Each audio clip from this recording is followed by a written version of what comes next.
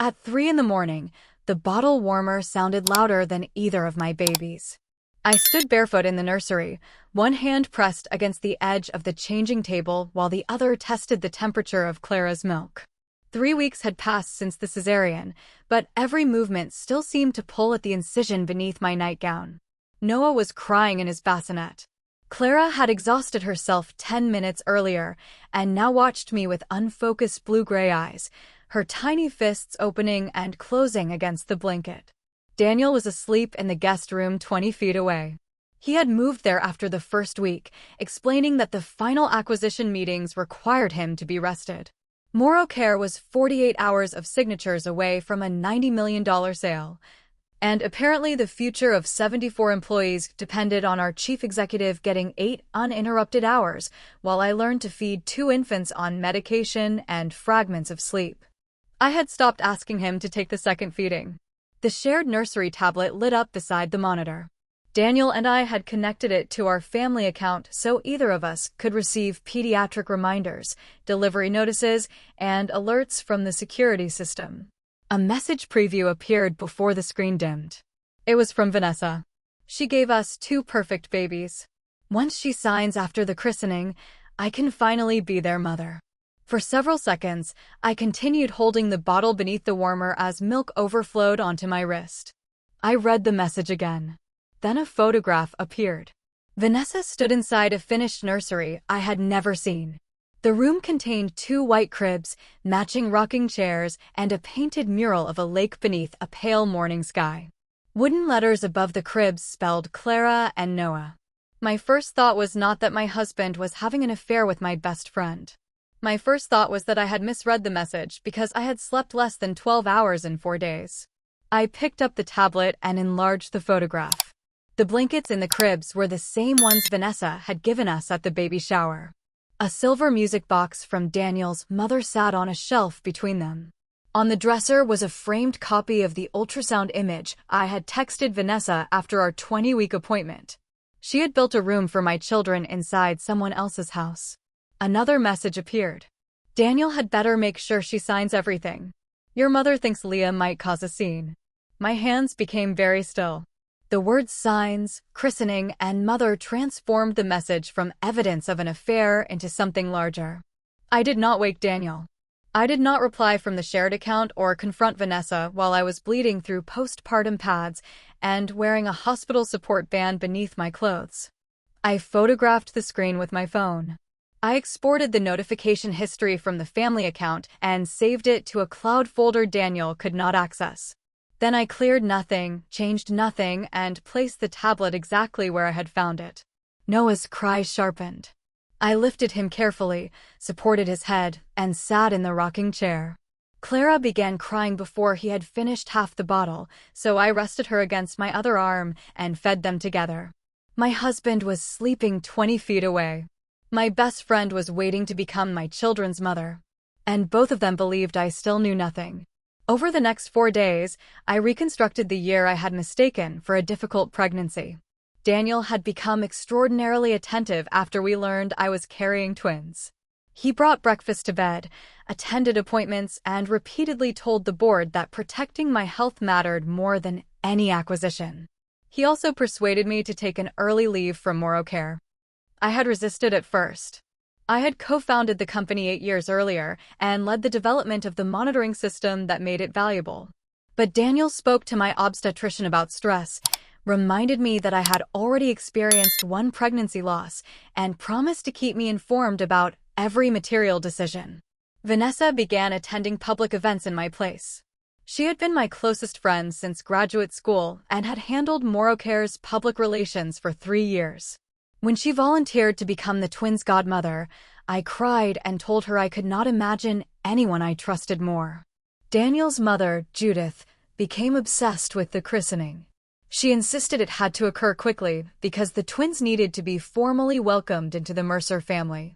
She ordered monogrammed gowns before asking whether I wanted a religious ceremony and corrected anyone who referred to the babies as Clara and Noah Morrow Mercer.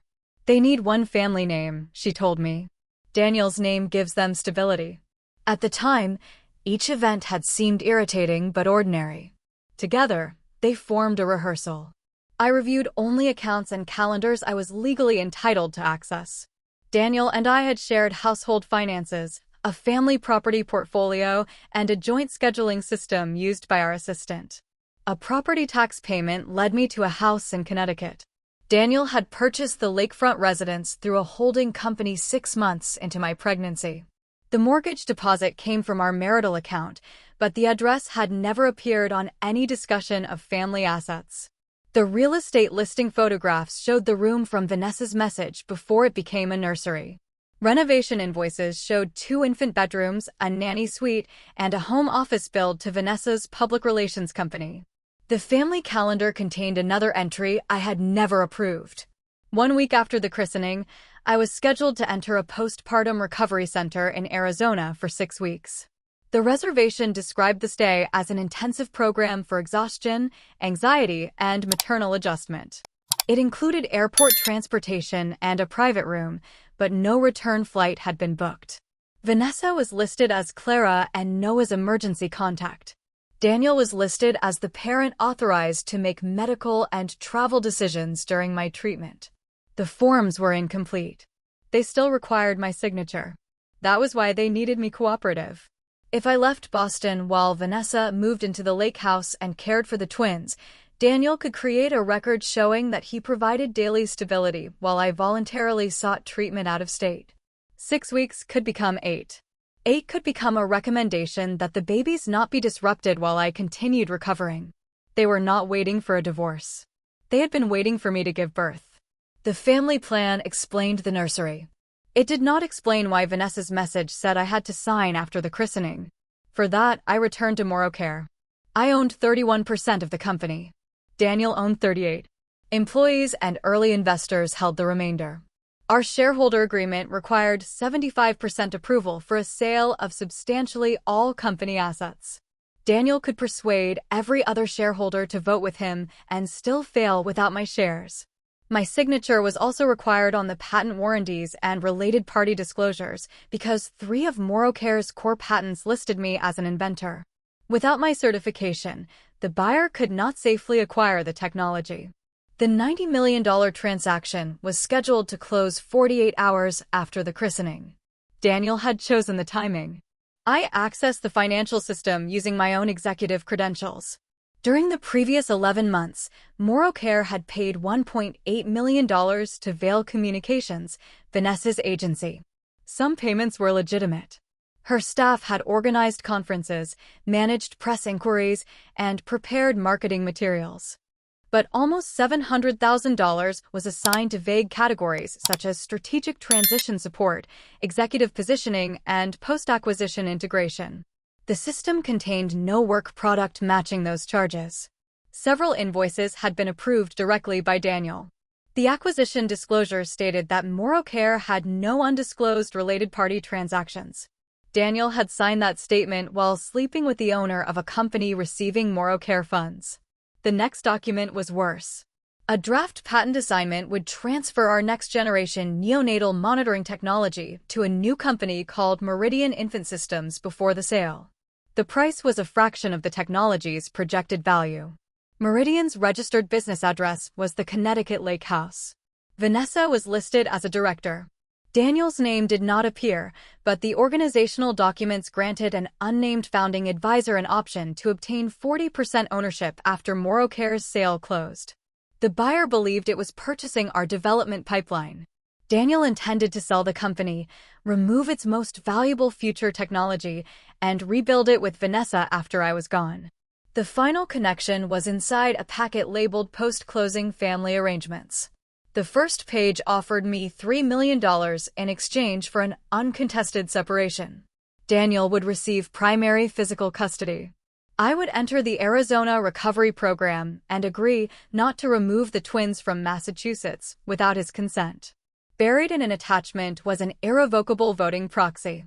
By signing the separation agreement, I would authorize Daniel to vote my MoroCare shares, approve the sale, confirm the patent assignment, and execute any supporting documents on my behalf. The $3 million payment was not simply a divorce settlement. It purchased my absence as a mother, my vote as a shareholder, and my silence as an inventor. I created 3 folders. The first was called Children. It contained feeding records, pediatric appointments, medication schedules, messages showing who had cared for the twins, Daniel's travel history, the Arizona reservation, Vanessa's emergency contact designation, and documents connected to the Connecticut house. The second was called Company. It contained Vail Communications invoices, payment approvals, acquisition disclosures, the Meridian registration, the patent transfer draft, and every version of the voting proxy available through my authorized company access. The third was called Timeline. I matched dates. Daniel and Vanessa's unexplained travel began before my second trimester. The Connecticut house was purchased 2 weeks after we learned I was carrying twins.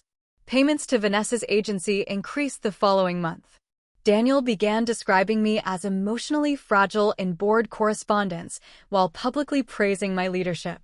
One note claimed I had become unable to evaluate risk objectively. It was dated the same day I identified an error in the buyer's revenue model and saved the company from overstating annual subscription income. He was not documenting instability because he believed I was ill. He was building a record he could use when I objected. I consulted a family attorney and a separate corporate attorney. I asked them to confirm the legal procedures, preservation requirements, and limits on what I could access. I did not ask either of them to build the case for me. I knew the company, the patents, and Daniel's habits better than anyone. I remained in the marital home because leaving with the twins could be characterized as restricting Daniel's access, while leaving without them could be used to suggest abandonment. I continued attending medical appointments, recording feedings, and answering company questions within the limits of my leave. Daniel mistook my silence for weakness. Vanessa came to the house twice and held my babies while telling me I needed more rest. 5 weeks later, Clara and Noah were christened. Daniel had transformed the ceremony into a corporate event. Our families filled the first rows of the church. Behind them sat MoroCare directors, major investors, representatives from the acquiring company, and 2 medical industry reporters. Daniel said their attendance showed how much the company cared about our family. The real purpose became clear at the reception. Vanessa wore a pale blue dress that matched the ribbons on the twins' christening clothes. She carried Clara from table to table, accepting compliments as if she had organized not only the ceremony but the child. Judith held Noah and introduced him as the future of the Mercer family. I stood beside an empty chair near the head table. My incision had healed, but remaining upright for hours still caused a deep pulling pain across my abdomen. No one asked whether I needed to sit. Each time I reached for one of the babies, someone told me not to tire myself. Daniel approached with a leather folder. "Just sign after the toast," he said quietly. "You'll never have to worry about money again." "Which documents?" "The separation terms and the closing consents." Everything we discussed. We had discussed none of them. Judith appeared at his shoulder. 74 employees are depending on this sale, she whispered. Please don't let postpartum emotions destroy their futures. Across the room, Vanessa kissed Clara's forehead. The scene had been designed to make resistance look irrational. If I refused in private, Daniel could pressure me again. If I refused here, surrounded by employees, investors, family, reporters, and 2 babies dressed for a religious blessing, I would become the unstable wife who destroyed $90 million out of jealousy. They were not merely asking for my signature. They were creating an audience that would punish me for withholding it. Daniel stepped to the microphone and raised his glass. He thanked everyone for celebrating Clara and Noah. He spoke about the responsibilities of fatherhood, the importance of family, and the extraordinary future awaiting MoroCare. Then his voice softened. Leah and I have also made a difficult but mature decision about our marriage. People turned toward me. We have agreed to separate amicably.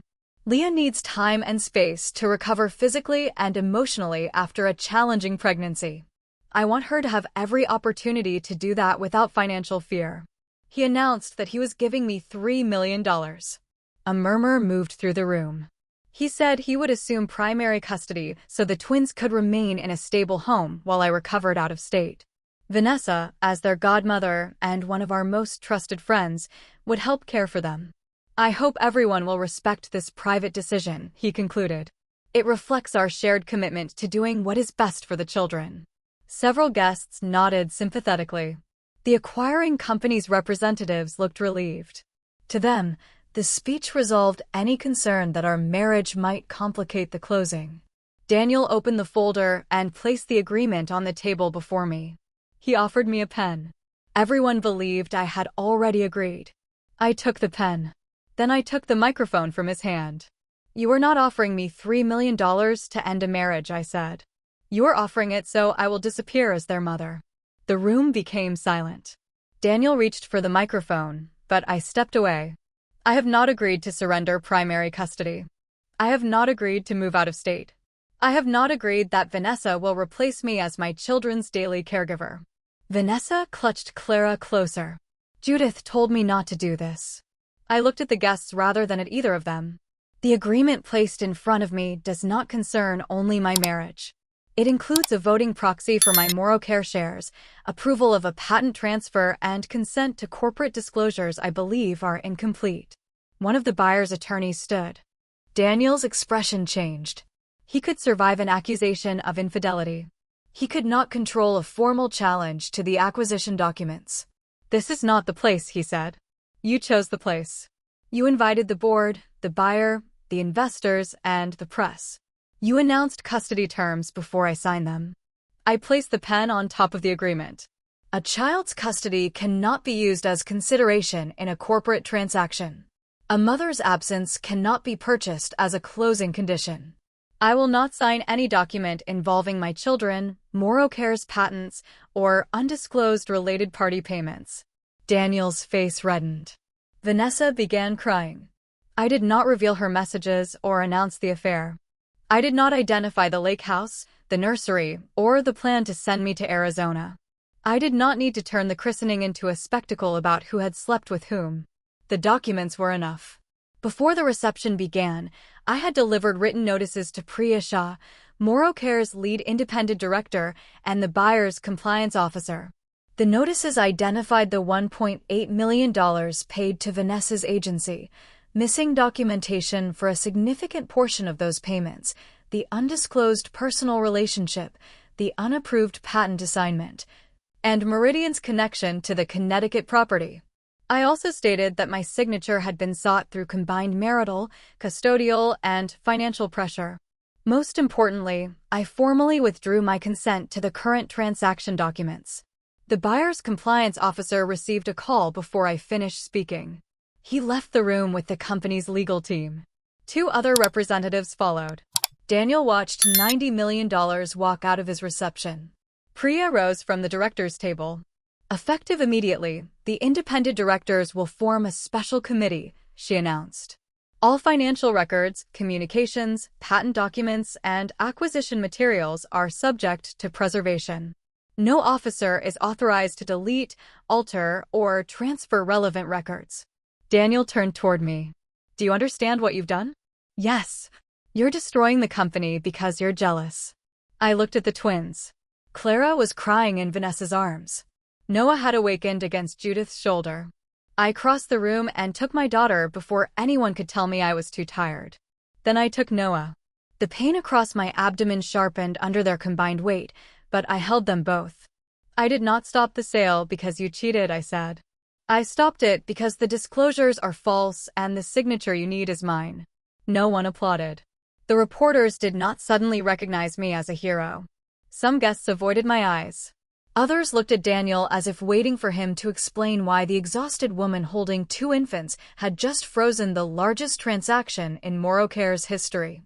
The sale scheduled to close in 48 hours was suspended before the reception ended.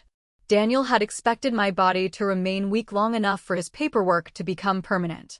Vanessa had expected my exhaustion to make surrender look like relief. Judith had expected the fear of disappointing 74 employees to keep me quiet. They had waited until my body had done its part. By the end of the christening, they understood they would not get my signature. By 9 the next morning, Daniel had turned the worst nights of my recovery into evidence against me. His statement appeared first on Morocare's corporate website and then under his name on every major social platform. He wrote that I was suffering from severe postpartum depression. He described my interruption of the acquisition as an emotional response to private marital difficulties rather than a legitimate corporate objection. He claimed I could not safely care for 2 newborns without supervision and needed extended treatment away from Boston. He asked employees, investors, and the public to respect my privacy while revealing medical information I had never authorized him to share. Before noon, his attorney filed an emergency petition for temporary primary custody. The exhibits included a nursery camera recording of me crying during a 3 a.m. feeding. Daniel had removed the 20 minutes before it, when Noah had vomited across his blanket while Clara screamed in my other arm, and my incision began bleeding again. There was also a message I had once sent Vanessa. I don't know if I can do this. I remembered writing it from the hospital after a lactation consultant told me both babies were losing weight. Vanessa had replied that every new mother felt overwhelmed and that asking for help made me responsible, not weak. Her response was missing from Daniel's filing. He included the prescription record for the low-dose anxiety medication my obstetrician had given me after the delivery. He included a chart labeled maternal behavioral incidents, listing dates when I had cried, forgotten meals, asked Daniel to come home early, or said I was afraid something might happen to the babies. He called those moments proof that I was unstable. I called my attorney before I called anyone else. I did cry, I told her. I did take the medication. I did send that message. Then we don't deny any of it, she said. We give it context. That mattered to me. I would not pretend that motherhood had transformed me into a serene woman who never felt fear. I was healing from surgery, feeding 2 infants every few hours, and sleeping in stretches so short that sometimes I forgot whether the sound waking me came from Clara or Noah. I had asked for medical help because I wanted to remain capable of caring for them. Treatment was not proof that I was an unfit mother. It was proof that I had recognized a problem and responded responsibly. The more important question was why Daniel had been collecting my pain as evidence before I knew there would be a custody dispute. At the temporary custody hearing, his attorney presented him as the calm parent trying to protect 2 newborns from a wife in crisis. Daniel sat in a dark suit with his hands folded on the table. He looked rested, concerned, and reluctant to speak badly about me. His attorney played 42 seconds of the nursery video. On screen, I sat on the floor beside Clara's bassinet, crying into one hand while rocking her with the other. The timestamp read 3:17 a.m. Was Mr. Mercer present? The judge asked. No, Daniel's attorney said. He was sleeping elsewhere in the residence. My attorney stood. Why was he sleeping elsewhere? He had work obligations the following morning. And who cared for the second infant while Ms. Morrow comforted Clara? The attorney hesitated. Ms. Morrow did. We submitted my feeding and medication logs, the twins' pediatric records, and a letter from their doctor confirming that both babies were gaining weight appropriately and had arrived clean, fed, and medically stable for every appointment. My obstetrician confirmed that I had reported anxiety, followed treatment recommendations, and never expressed a desire to harm myself or either child. Then we submitted Daniel's travel and hotel records. During the previous 6 weeks, he had spent 18 nights away from home. Even when he was in Boston, his calendar showed early dinners, acquisition meetings, and overnight stays at a hotel less than 10 minutes from Vanessa's apartment. He had missed 2 pediatric appointments and every postoperative appointment except the first. We showed the Arizona Recovery Center reservation with no return date. We showed that Vanessa had been listed as the twins' emergency contact without my consent. We showed the Connecticut Lake House and the 2 completed nurseries. Daniel's attorney insisted the house had been intended as a peaceful family retreat. Why was Ms. Vale's company paying for renovations? My attorney asked. Daniel said Vanessa had helped coordinate the design. Why were the children's rooms completed before Ms. Morrow was informed that the property existed? He said it was supposed to be a surprise. The next exhibit was a proposed travel authorization, allowing Daniel to take the twins to Connecticut and Florida while I remained in Arizona. The authorization had been prepared before the christening. The The final exhibit was his maternal behavioral incidence chart. Its metadata showed that the document had been created 4 months before the twins were born. Several entries had been added before the events they supposedly described. One entry stated that I had become hysterical after Clara refused a feeding. It was dated 12 days before Clara was born. Daniel called that a clerical error. The judge did not immediately remove his parental rights. I had not asked her to. He was still the twins' father, and the court was not going to decide permanent custody at an emergency hearing.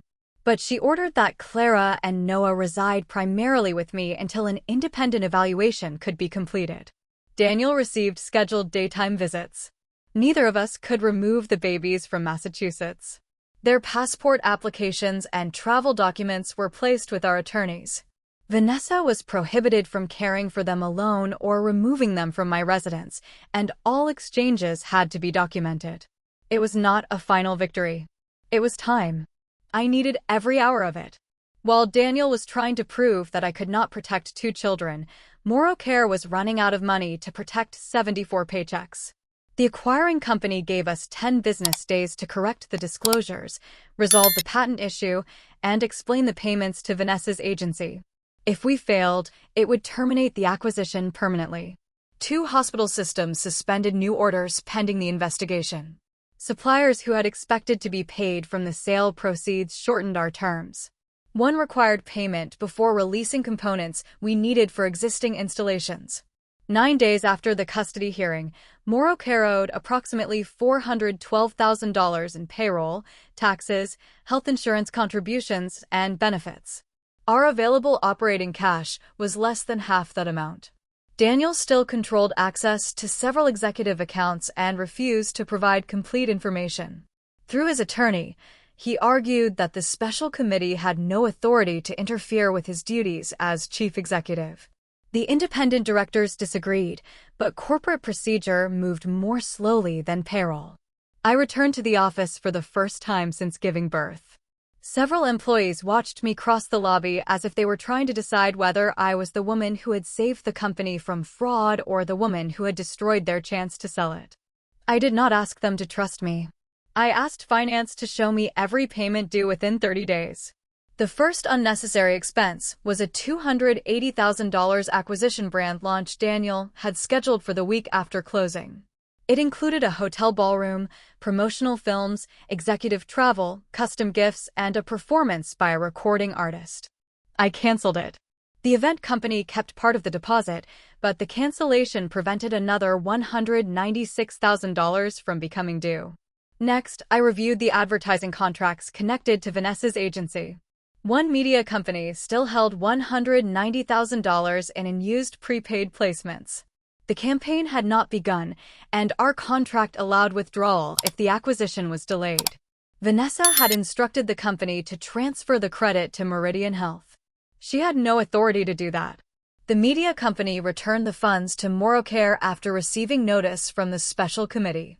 A hospital client owed us $145,000, but had withheld payment because its neonatal units were not receiving complete data exports. Daniel's team had treated the problem as a contract dispute. I reviewed the support logs and recognized the failure. A software update had changed the format of a hospital identifier, causing completed reports to remain in a verification queue. I joined the engineering call, helped isolate the mapping error, and stayed until the hospital confirmed that 6 weeks of reports had been restored. The payment arrived 3 days later. We negotiated 30-day extensions with 2 suppliers. I suspended my salary, executive bonuses, non-essential hiring, and the planned expansion of our administrative floor. The board authorized use of MoroCare's existing credit line for payroll and insurance only. No executive received a retention payment. Payroll cleared with less than 6 hours remaining. That did not make the crisis disappear. 7 employees resigned before the end of the week. One hospital canceled its planned pilot because its procurement committee considered us too unstable. The expansion team was dissolved, and employees who remained had to absorb work that had belonged to people who left. At the company meeting, a senior account manager stood before I finished my opening remarks. "My team has mortgages," he said. "Some of us have children in college." Why can't you sign the sale documents now and fight with Daniel afterward? No one interrupted him. If the acquisition closes, at least we know there's money, he continued. Is proving he lied really worth risking all of us? I'm not asking you to risk your job so I can win a marriage dispute, I said. That's what it looks like from here. I understood why. They had not seen the patent assignment or the voting proxy. They had seen a christening interrupted, a transaction suspended, and their company's founders accusing each other in court. A sale built on false disclosures does not save your jobs, I said. It gives the buyer a lawsuit and leaves us holding the fraud. I explained only what the special committee had authorized me to disclose. Related party payments had not been reported. Technology included in the valuation might have been transferred without approval. And the buyer had been given incomplete information. If we sign false documents because payroll is frightening, we do not create stability. We move the collapse to a later date and make it larger. The account manager did not look reassured. Neither did many others. There was no speech that could return the 7 employees who had left or restore the canceled hospital pilot. Doing the responsible thing did not protect everyone from consequences. It only prevented us from purchasing temporary relief with a larger deception. 2 days later, the special committee restored my full access to Morocare's financial and corporate records. I built the same kind of timeline I had used for the custody case. Vail Communications had received $1.8 million in 11 months. Independent reviewers calculated that the documented work was worth less than $212,000. Some of the remaining money moved through subcontractors that had performed no verifiable services. From there, the trail led to the Connecticut house. Company funds had contributed to the down payment. They had purchased a sport utility vehicle registered to Vanessa, furniture, nursery fixtures, 2 cribs, a surveillance system, and the lake mural behind the names Clara and Noah. Morocare had paid for the room in which Vanessa planned to raise my children. State records showed that Daniel and Vanessa had jointly formed Meridian Health through separate holding entities. They had concealed Daniel's involvement from the buyer, but internal drafts identified him as a co-founder and future executive chairman. The patent assignment transferred our next-generation neonatal technology to Meridian for $10,000. Morocare had already spent more than $6 million developing it. After the sale, the original company would retain its existing debt, product support obligations, pending warranty claims, and older technology. Meridian would own the next generation of the system and license it back to the buyer at a price Daniel and Vanessa controlled. The $90 million sale was supposed to make the deception look legitimate. Once I signed the warranties, I would certify that the buyer had received an accurate description of Morocare's intellectual property. Once I signed the voting proxy, Daniel could approve any remaining transfer in my name. Then I found the source of my settlement. Daniel had repeatedly described the $3 million as money he was giving me so I could begin a new life. The financial model deducted it from my own acquisition proceeds. He was not surrendering part of his share.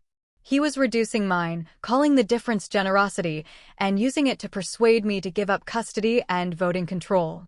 He had offered to buy my motherhood with money that already belonged to me. The entire plan depended on 2 things only I could provide. They needed me to give birth to Clara and Noah. Then they needed me to sign. Afterward, I would lose the twins' daily care, my shareholder vote, control over patents bearing my name, my public role at the company I had built, and the ability to pursue the missing money. If I objected, Daniel's behavioral chart would explain that I was ill.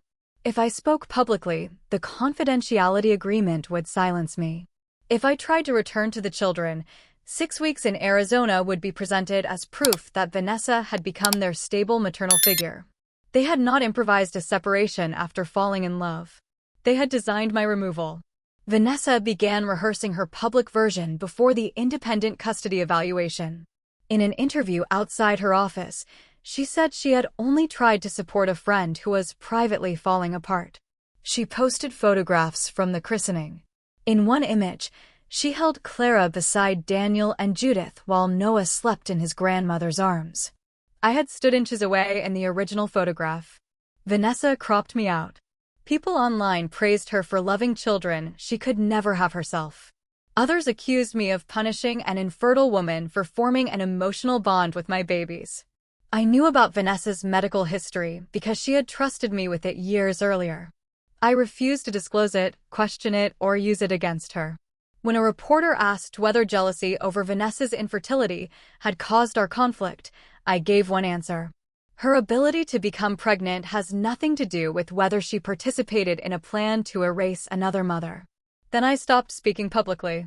I gave the custody evaluator evidence instead. There were photographs showing that Vanessa had completed the Connecticut nursery before Clara and Noah were born. A preschool application placed both children on a waiting list under Daniel's address, with Vanessa identified as future stepmother. She had drafted family emergency documents naming herself as the person who would assume care if Daniel became unavailable while I was in treatment. The most damaging records were her communications with Daniel about reducing my future access. At first, they discussed limiting calls from Arizona so I could focus on recovery. Then they proposed supervised visits because the twins might become distressed by my return. Vanessa suggested that after several months, one short visit every 2 weeks would seem generous. Daniel replied that the transition had to appear gradual. Whether Vanessa could bear children was irrelevant. She had planned to make mine forget me. Daniel requested a private settlement meeting 3 days before the formal custody hearing. My family attorney and corporate counsel attended. Daniel arrived with 2 lawyers and a revised agreement. He called it a path back to stability. Under the proposal, I would sign the $90 million sale, affirm that Vail Communications had provided legitimate services, withdraw my objections to the Meridian patent transfer, and stop cooperating with any further investigation of the payments. Daniel would receive primary residential custody. I would see Clara and Noah every other weekend, subject to their travel and school schedules. I would keep the $3 million payment and sign a comprehensive confidentiality agreement preventing either of us from publicly assigning blame. If you sign, Daniel said, the employees keep their jobs, the company survives, and the children stop living in the middle of a war. The $3 million still comes from my acquisition proceeds. It's money you would not receive if the sale fails. It is not money you are giving me. You're focusing on language. I'm focusing on ownership. He leaned forward. You cannot run a company and raise newborn twins alone. I am not alone. I have employees, directors, doctors, childcare, and legal support. You need to be realistic. You are not offering me visitation, I said. You are offering me scheduled access to the children you plan to take. Daniel insisted that Vanessa would no longer be part of the custody arrangement. His proposed agreement did not prohibit her from living with him, caring for the twins, attending appointments, or making daily decisions. It only omitted her name from one paragraph. I placed my alternative on the table. Daniel would temporarily step down as chief executive. All unsupported payments would be returned or secured. MoroCare would give the buyer corrected disclosures and an accurate patent schedule. The company could then determine whether a lawful transaction remained possible. Custody would be decided independently by the family court. No sale agreement, settlement payment, confidentiality clause, or voting proxy would be conditioned on where the children lived. Daniel read the first page and pushed it back. You want to take everything from me. I want the company separated from the custody case. You know the buyer will walk if I step down. If your position is more important than the transaction, stop telling employees I am the one holding it hostage. The meeting ended without an agreement. That night, while preparing documents for the custody hearing, I received an automated notice from our family travel account. A flight itinerary had been added for the following afternoon.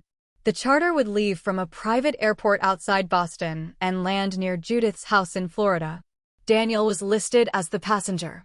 Clara and Noah appeared as accompanying infants. There was no return flight. His scheduled visitation began 90 minutes before departure. A second notice showed that Daniel's driver had been instructed to collect the twins from the exchange site and proceed directly to the airport. Taking them out of Massachusetts would violate the temporary custody order. As my attorney contacted the court's emergency clerk, another alert arrived, this one from MoroCare's record system. Daniel's executive assistant had submitted a request to permanently delete an archive directory called Family Transition. The folder had been included in the special committee's evidence preservation notice. The request claimed it contained duplicate personal material unrelated to company operations. I did not call Daniel. I did not drive to the lake house, confront Judith, or send Vanessa a warning. I preserved the flight itinerary, passenger manifest, vehicle schedule, access logs, and deletion request. The special committee's forensic team secured the family transition folder before anyone could alter it. Then my attorneys combined both attempted violations in an emergency application. Daniel was preparing to remove the children from the state while someone acting under his authority tried to destroy preserved records connected to the plan. We filed before midnight. Clara slept against my chest while Noah lay beside me, one hand curled around the edge of my sleeve. They had failed to buy my place in my children's lives. Now they were trying to remove the children and the evidence before morning. At 8:12 the next morning, the family court suspended Daniel's unsupervised visitation. The emergency order did not declare him an unfit father. It did not decide permanent custody or punish him for adultery. It addressed the conduct documented in our filing. All travel arrangements involving Clara and Noah had to be canceled. No parent, relative, employee, or caregiver could remove them from Massachusetts without written court approval. Daniel's visits would occur under third-party supervision until the formal hearing. Both parties had to preserve every message, itinerary, reservation, and document related to the children's travel or living arrangements. Daniel's attorney argued that the Florida flight had merely been a tentative reservation. The passenger manifest listed 2 infants by name. His driver had received pickup instructions. The charter company had been given the twins' weights and car seat requirements. There was nothing tentative about it except whether he would be stopped. At almost the same hour, MoroCare's independent directors suspended Daniel's financial and system access. The company blocked deletion of emails and server files, froze non-essential payments to Vail Communications, and placed the patent portfolio under independent legal supervision. Payroll, customer installations, medical device support, and ordinary supplier payments continued. I had not asked the court to prevent Daniel from ever seeing his children. I had not asked the board to close MoroCare or stop paying employees. I had asked them to stop 4 specific acts: removing the twins in violation of a court order, destroying preserved evidence, transferring company patents, and using corporate money to finance a replacement family.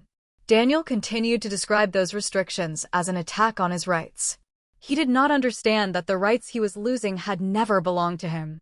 He did not have the right to take our children across state lines because a custody order became inconvenient. He did not have the right to erase company records because they revealed what he had done. He did not have the right to transfer technology developed with shareholder money into a company he secretly controlled. And he had never possessed the right to decide when I stopped being Clara and Noah's mother. The corporate investigation and the family court proceedings remained legally separate. Different attorneys handled them. Different standards applied. One concerned fiduciary duties, financial disclosures, and ownership of intellectual property. The other concerned the best interests and safety of 2 infants. But in both proceedings, I submitted the same timeline. Daniel's defense depended on treating everything as unrelated. The affair was private. The acquisition was business. The Arizona reservation was medical care. The Connecticut house was an investment. The nursery was a surprise. The $3 million offer was generosity. The custody proposal was stability. The patent transfer was strategic restructuring. The Florida flight was a tentative family visit. Each explanation became less plausible when placed beside the next. My timeline began with the shareholder agreement showing that I owned 31% of MoroCare and that a sale of substantially all company assets required my approval.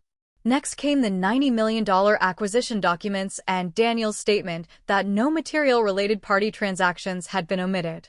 Then came the payment records showing that MoroCare had transferred $1.8 million to Vanessa's company while Daniel concealed their relationship. Independent reviewers valued the documented services at less than $212,000. Bank records traced part of the remaining money through subcontractors and holding accounts into the down payment on the Connecticut Lake House, Vanessa's vehicle, furniture, security equipment, and the twins' nursery. The Meridian Health registration followed. So did the draft transferring MoroCare's next-generation patents to Meridian for $10,000, despite more than $6 million in company-funded development. After that came my proposed separation agreement. Its voting proxy would have allowed Daniel to approve the sale and patent transfer using my shares. Its releases would have limited my ability to challenge the payments. Its custody provisions would have sent me to Arizona while Daniel kept the twins. The financial schedule proved that the $3 million presented as Daniel's gift would have been deducted from my own sale proceeds. Then the family evidence began. The Arizona Recovery Center had been reserved for 6 weeks without a return flight. Daniel had been authorized to make medical and travel decisions while I was there. Vanessa had been listed as an emergency caregiver before I knew the reservation existed. The twins had been placed on a preschool waiting list using the Connecticut address. Forms identified Vanessa as their future stepmother. Daniel's maternal behavioral incidents file had been created months before the twins were born. Some entries were written before the events they claimed to document. The Lake House nursery had also been completed before the birth. Messages showed Vanessa preparing to become the children's primary caregiver and discussing how my calls and visits would be reduced gradually. Daniel's emails showed that he expected concern for MoroCare's 74 employees to force me to approve the sale. Then came the christening agreement, the Florida flight arranged after the temporary travel restriction, and the attempt to delete the family transition folder after the company issued its preservation notice. 18 categories of evidence described one sequence. The most important exchange came from the 7th month of my pregnancy. Vanessa had written, "Once the babies are home and the sale is closed, we can finally stop pretending." Daniel replied, "Leah will sign. She will not risk 74 paychecks over a marriage that is already over." Judith's contribution arrived the following morning. "Leah can give Daniel his children.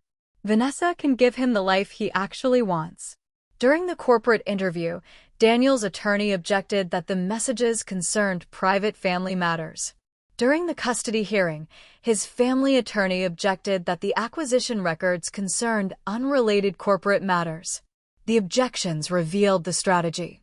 They wanted each decision evaluated without the decision surrounding it. They wanted the court to see a worried father arranging treatment for an exhausted wife, but not the voting proxy hidden inside her separation agreement. They wanted the buyer to see ordinary public relations expenses, but not the nursery purchased with company money. They wanted the board to see a patent restructuring, but not the new company Daniel planned to run with the woman preparing to raise his children. The plan became visible only when the walls between those stories were removed. This was not a spontaneous affair followed by a difficult separation, I testified. They made decisions about my children, my shares, and my medical condition before I gave birth. They had intended to use my body to complete the family Daniel wanted. They had intended to use the employee's fear to obtain my signature. They had documented my postoperative pain so they could portray treatment as incapacity. Then they had used the acquisition to fund the settlement that would remove me. My marriage, the custody proposal, and the company sale had never been 3 separate crises. They were one plan with 3 sets of paperwork. Once the full timeline could no longer be denied, Daniel began dividing the blame. He admitted the relationship with Vanessa, but said she had convinced him that I cared more about MoroCare than motherhood. He said Judith believed the twins needed the stability of a traditional Mercer household. He described the Arizona reservation and custody documents as precautions prepared for a worst-case situation. He insisted he had never intended to take the twins without permission. The court had stopped him before the flight departed, he argued. Therefore, no removal had occurred. The judge asked why compliance should be inferred from an act prevented by an emergency order. Daniel had no useful answer. Vanessa told investigators a different story. She said Daniel had assured her our marriage was already over. According to him, I had agreed to accept money, move away temporarily, and allow the twins to live primarily with him. She claimed she believed the nursery had been built with my knowledge and that I wanted her help because I was overwhelmed. Her own messages contradicted her. A person who believed I had voluntarily surrendered custody would not need to discuss making my disappearance appear gradual. A person preparing to help a friend would not identify herself as future stepmother before that friend knew her marriage was ending. Still, I did not blame Vanessa for every decision Daniel had made. She had not approved $1.8 million in payments from his executive account. She had not created the false record of my postpartum behavior. She had not signed inaccurate disclosures for the buyer. Judith had not prepared the patent assignment. Neither woman had scheduled a flight that violated a court order while Daniel's name appeared on the passenger manifest. Daniel had possessed an active choice at every stage. When he tried again to describe himself as a man manipulated by two demanding women, I looked directly at him. Vanessa did not turn my C-section pain into evidence against me, I said. You did. He lowered his eyes. It was the first time I had seen him look ashamed. Shame was not the same as accountability. The original acquisition formally collapsed 6 weeks later. The buyer would not assume the litigation and regulatory risk created by the false disclosures. MoroCare's valuation fell sharply once the transaction disappeared, 2 hospital customers terminated their contracts, and the delayed product release became public. The board removed Daniel as chief executive and revoked his authority to sign on the company's behalf. Independent counsel concluded that the attempted Meridian patent transfer had never received the approvals required under our governing documents. It was declared invalid. Vail Communications' contract was terminated. Money that remained traceable and recoverable was returned to MoroCare. The unresolved amount was charged against Daniel's shares and his portion of the marital property settlement. Vanessa signed a repayment agreement based on her assets and income. Neither of them became penniless. There were no dramatic arrests at a board meeting. Federal agents did not appear at the lake house. Daniel did not lose every share he owned, and Vanessa did not leave court in handcuffs. They lost something more specific. They lost the ability to benefit from the arrangements they had created at my expense. I retained my 31% ownership, my name on the patents, and my board seat. The board appointed an independent chief executive with medical device experience rather than handing the company to me as a reward for exposing Daniel. I supported that decision. Protecting MoroCare did not mean I had to perform every role inside it while raising infant twins. Control over my life did not require control over everyone else. The family court ordered that Clara and Noah live primarily with me. Daniel received structured visitation supervised for the first 6 months. Any travel outside Massachusetts required written agreement or court approval. We communicated through a parenting application that preserved every message and limited discussion to the children. Vanessa received no legal caregiving status. Daniel could petition for expanded visitation in the future, but only after demonstrating that he had followed the existing order. The outcome cost me more than I admitted publicly. 7 employees were gone. 2 major customers were gone. MoroCare's next product launch was delayed by nearly a year. I went without a salary for 6 months. Our family home had to be sold because neither Daniel nor I could responsibly maintain it during the divorce. Some employees continued to believe that signing the sale would have protected them. Perhaps for a few months it would have. That was the most painful part of refusing a fraudulent solution. The honest outcome did not restore everything the fraud had endangered. Vanessa came to see me shortly before the lake house was sold. We met in my attorney's conference room. I would not allow her into the house where Clara and Noah slept. She looked smaller without cameras, prepared statements, or one of my children in her arms. She admitted that she had envied me for years. I had the company we once talked about building, a husband, a home, and eventually the pregnancy she believed life had denied her. She said she loved me and resented me at the same time. Daniel had convinced her that if I accepted enough money, my departure would become voluntary. They could create a normal family afterward. Because the twins were so young, she told herself they would not remember that another mother had once occupied her place. I know how terrible that sounds now, she whispered. It sounded terrible then. You simply expected no one else to hear it. I thought I could give them a stable life. You did not ask to help me carry the weight, I said. You waited to inherit the life after I carried it. She cried. I did not publish her medical history or use it to explain what she had done. I did not contact reporters after the meeting. Her inability to carry a pregnancy had not made her cruel, and I would not turn an illness into a moral defect because she had betrayed me. But I did not forgive her in the form she wanted. I would not restore the friendship, invite her into my children's lives, or help her feel innocent. Daniel asked to reconcile after his supervised visitation period began. He said losing the house, the company position, and daily access to the twins had forced him to understand what mattered. He claimed he had always loved me and had allowed fear, pressure, and ambition to distort that love. "Did you remember you loved me?" I asked. "Or did you remember I was the only person who could make the sale legal?" He did not answer. A year later, Moro Care was smaller than it had been before the christening. It was also still operating. We adopted dual approval for major expenditures. Related party transactions had to be disclosed to an independent committee. Parental leave and medical leave could no longer be used to suspend a shareholder's access to material information. Patent transfers required independent valuation and review.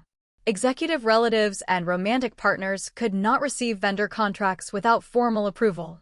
Employees gained an anonymous channel for reporting financial irregularities. Those policies did not recover the lost customers or restore the company's former valuation. They made it harder for another executive to confuse personal control with corporate authority. I did not become a billionaire. I did not meet a new man who repaired what Daniel had broken. I sold the large house and bought a narrow townhouse in Somerville. The kitchen cabinets needed repainting. The stairs were difficult to navigate while carrying two babies, and the cribs occupied almost the entire second bedroom. The deed contained one name, Leah Morgan. On Daniel's scheduled days, a supervisor arrived and documented the exchange. Over time, Clara began reaching for him. Noah learned to laugh when Daniel made the same ridiculous clicking sound before lifting him. I allowed those moments to exist. Daniel was their father. The court order had not erased that relationship, and I did not want revenge badly enough to make my children pay for it. But he could no longer decide whether I was stable enough, grateful enough, quiet enough, or convenient enough to remain their mother. On our first night in the townhouse, I stood in the hallway after midnight and listened. Clara breathed softly through her nose. Noah made a small restless sound and then settled again. Paint samples leaned against the wall. Unopened boxes crowded the landing, and the heating pipes knocked whenever the temperature changed. Nothing about the house looked like the life I had expected. It was smaller, more difficult, and entirely mine to choose. He had offered me $3 million to disappear from my children's lives. The first night in our new home, I heard both twins breathing across the hall and knew no one could buy my place there.